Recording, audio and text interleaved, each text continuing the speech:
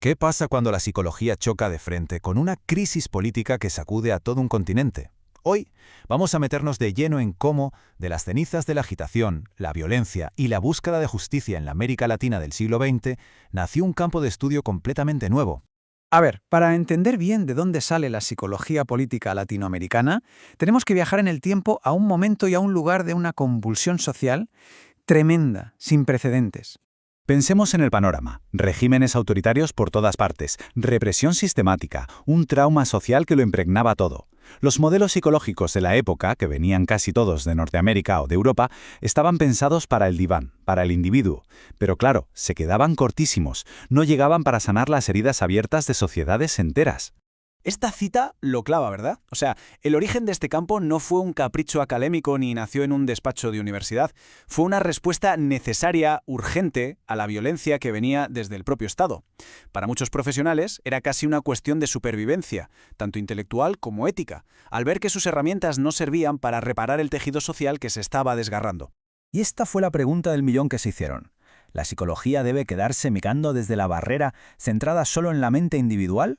¿O por el contrario, tiene la obligación de arremangarse y entender las fuerzas sociales que están causando tanto dolor para intentar hacer algo al respecto? La respuesta que encontraron cambió la disciplina para siempre. Y claro, la respuesta no fue quedarse de brazos cruzados. Al revés, surgió toda una generación de psicólogos pioneros que se atrevieron a trazar un camino nuevo, uno mucho más conectado con la realidad social que les rodeaba. Y ojo, que esto es súper importante. No fue algo aislado, cosa de un país o dos. Como vemos aquí, fue un auténtico movimiento intelectual que recorrió todo el continente. De México a la Patagonia, pasando por el Caribe, estaban haciendo una forma totalmente nueva de pensar la psicología, una que echaba raíces en las luchas políticas y sociales de la región. Y en medio de todo este movimiento hay una figura que es clave. El psicólogo y sacerdote jesuita salvadoreño Ignacio Martín Baró. Lo que él propuso, esta psicología de la liberación, fue, una auténtica revolución.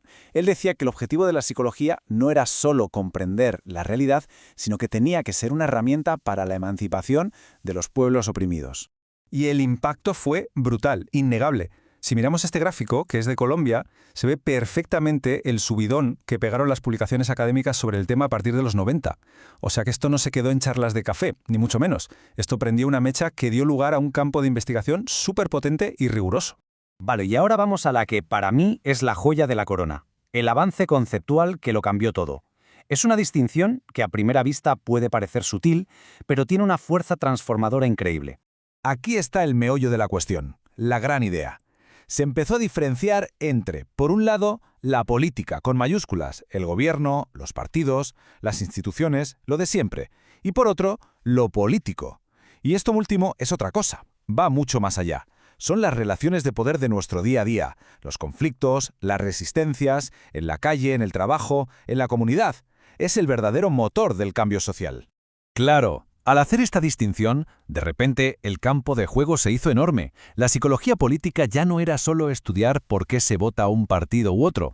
Ahora podía analizar la dimensión política de la memoria colectiva, de la identidad de un grupo o de los prejuicios sociales. Se abrió un mundo de posibilidades. Venga, vamos a verlo con ejemplos prácticos, que es como mejor se entiende, para ver cómo esta nueva mirada transformó por completo la comprensión de fenómenos psicológicos que se consideraban clásicos. Este esquema lo resume de maravilla. Fijaos en el cambio. La memoria ya no era solo el trauma de una persona, del individuo, no. Se convirtió en el campo de batalla por el relato, por cómo una sociedad entera cuenta su pasado. El prejuicio pasó de ser un simple fallo mental a verse como un arma para mantener las jerarquías de poder. Y la participación trascendió las urnas para incluir los movimientos sociales. En cada caso, el foco se movió del individuo a la arena social y política. Y todo este recorrido nos lleva de vuelta al punto de partida, al gran objetivo que tenía todo este movimiento, forjar una psicología que se mojara, que no solo diagnosticara la realidad, sino que se comprometiera con la justicia social. Aquí tenemos la definición, de manual. Es una psicología que no se conforma, que se está preguntando a sí misma constantemente ¿para qué sirve? Parte de una idea muy potente, que el conocimiento nunca es neutral, y que por tanto tiene la responsabilidad de ser una herramienta para quienes sufren la injusticia buscando su liberación. Y esta cita de José Manuel Sabucedo lo encapsula genial. Lo político no habita solo en los parlamentos, sino en la forma en que nos tratamos cada día.